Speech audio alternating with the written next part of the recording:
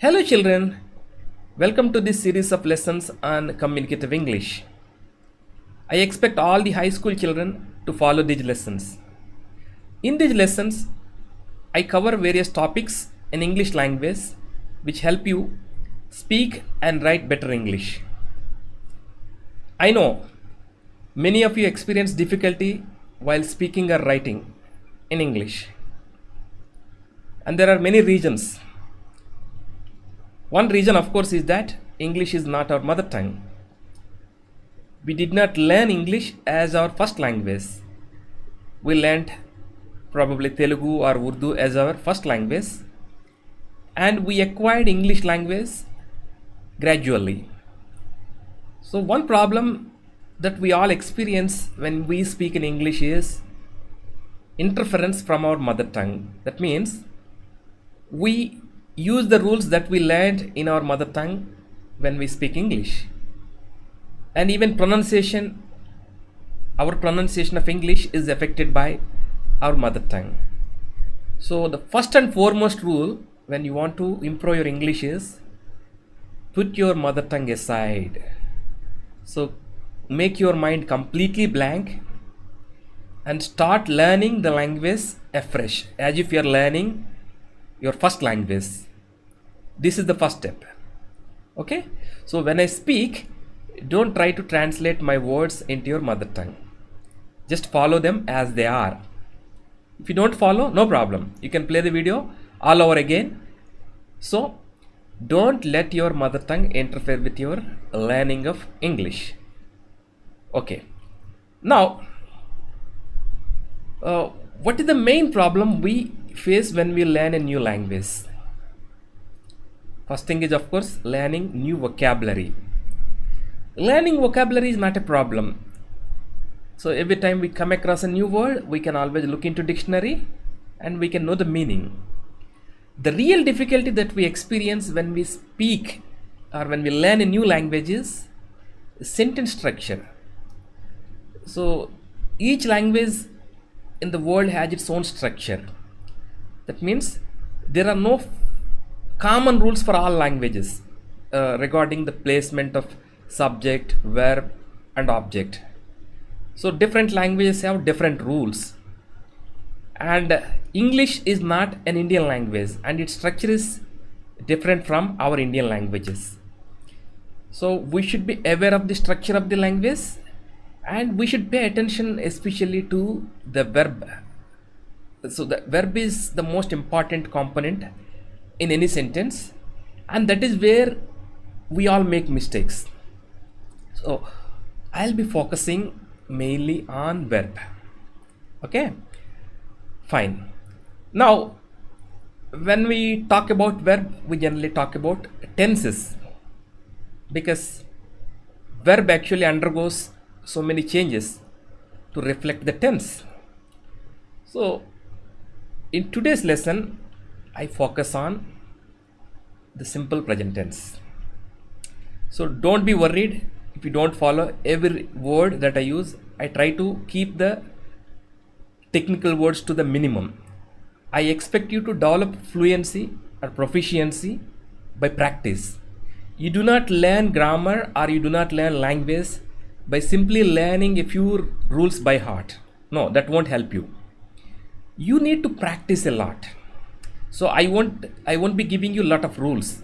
You look into any grammar book and you will find all the rules. I'll be focusing mainly on the most essential components of grammar. Okay, fine. Now let us jump into the first topic, tenses. Okay, right. Now I made a small picture representing time. So look at this picture. I used two colors, red and green. And in my picture, red represents the past and green represents future. No reason why I chose red or green. You can choose any color, it doesn't matter. Okay, so and the center part represents the present. Now, please pay attention to this. It is very easy to define past. What is past? All that has happened. For example, you can say yesterday is past. Last week is also past. Last month, last year, last decade, last century. All these things come under past. And what is future? You can say tomorrow is future, next week is future, next month is future, next year is future.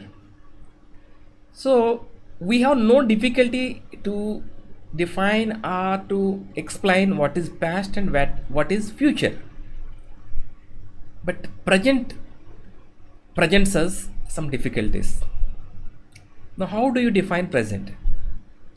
Now, please take a paper and write down what you think present means. So, when I use the word present, what comes to your mind? Please write down. Take a moment. No problem. You can pause the video.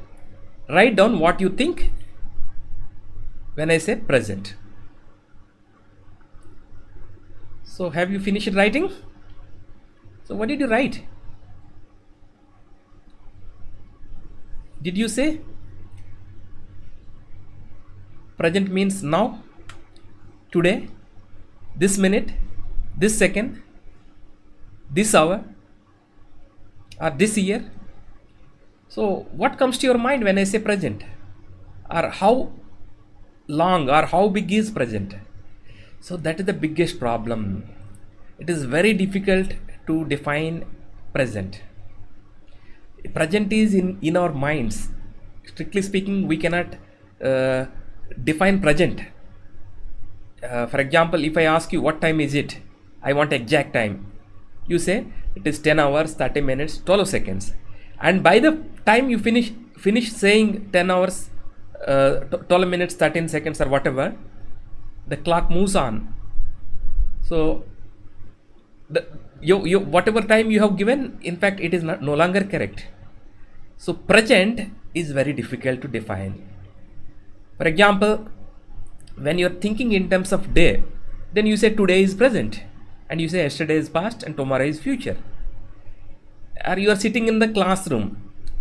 Right now, third period is going on, and then you say second period is past and fourth period is future. So third period is going on. So at that moment, your idea of present is that 45-minute duration. When you are thinking in terms of week, you say, although today is say Thursday, in your mind this entire week, right from Sunday till Saturday, is present. Or when you're thinking in terms of month, so the entire month, right from the first until the end of this month, say 30 or 31st, that becomes present in your mind. So please understand that present is very difficult to define, and present is something that we perceive in our mind.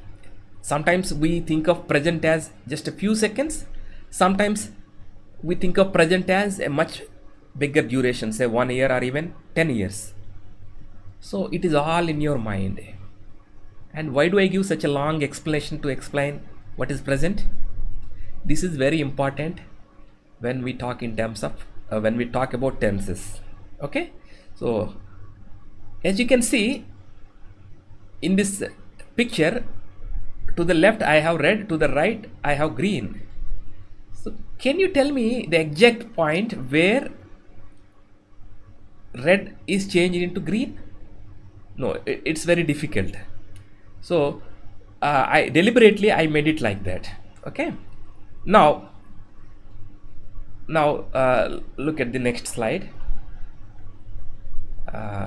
Yeah, so in this I represented present as a small line, a vertical line. You can see blue here. So if you are thinking present as a very short period, that is my present. Or if you think of it as slightly longer duration, say 1 hour or 2 hours, so this becomes my present. When I think of it as a little longer, this becomes my present. So look at this. These are different ways in which my mind perceives the present. So there is no clear-cut definition. You cannot say present means only this long. It can be just a microsecond. It can be even 1 year. Okay. So I hope you got the idea. So time is, or present is present only in your mind. Okay. So the way you look at the time decides the tense, how you use the tense. Okay. Hope you got this point. Is the concept clear? Shall we move on to the next concept? Okay. Right. In English language, we have more tenses than we have in our mother tongue, like Telugu. So that presents the challenge.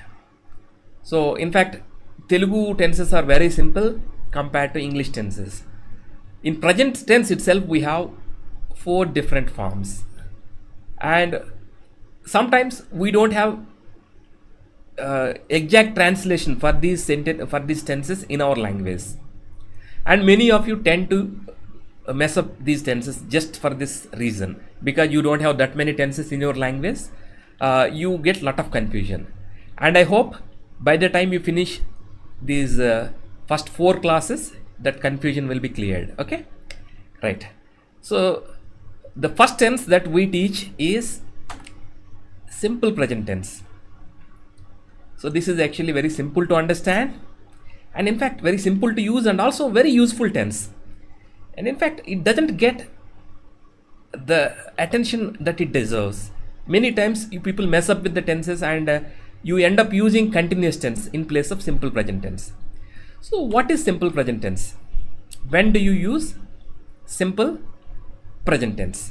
Okay, so we use simple present tense to talk about habitual actions or universal truths. It is as simple as that. There are so many rules, but you will learn them gradually, no problem. No need to by heart them. I told you, if you by heart rules, you won't learn how to speak. Learn the rules as you progress. There is no hurry to learn all the rules by heart. Okay, so look at how I represented a present in this. So the present is not something that is continuous. I have represented as several lines here. All these blue lines represent my present. So that means, suppose you do something daily. For example, you wake up at 6 o'clock in the morning. What do you say? I wake up at 6 o'clock daily. So it is something that you do on a regular basis. Today you woke up at 6 o'clock. Yesterday you woke up at 6 o'clock. Tomorrow you will wake up at again 6 o'clock. So it is something that happens regularly, something that recurs. That's the reason why I showed it as lines. Something that happens regularly, that has happened yesterday or in the past, that will happen in the future, and that happened today as well. So in such cases we use simple present tense. In English language, the structure of simple present tense is very easy compared to Indian languages. In fact, it is so simple that you can learn it very quickly. Let us see.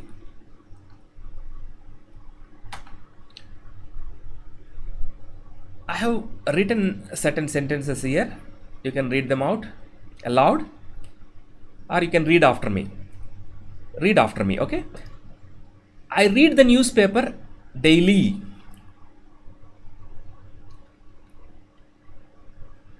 Now you can frame your own sentence. For example, I watch news daily, or you can say any sentence.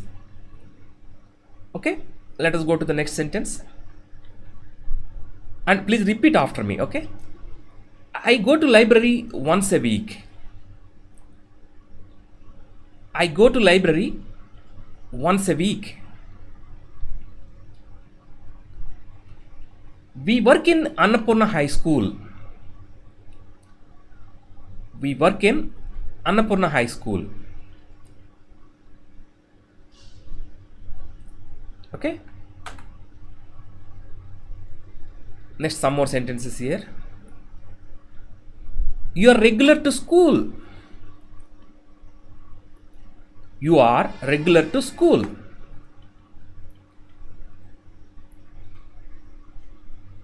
You sing very well. You sing very well. You all play well. You all play well. Usain Bolt runs very fast.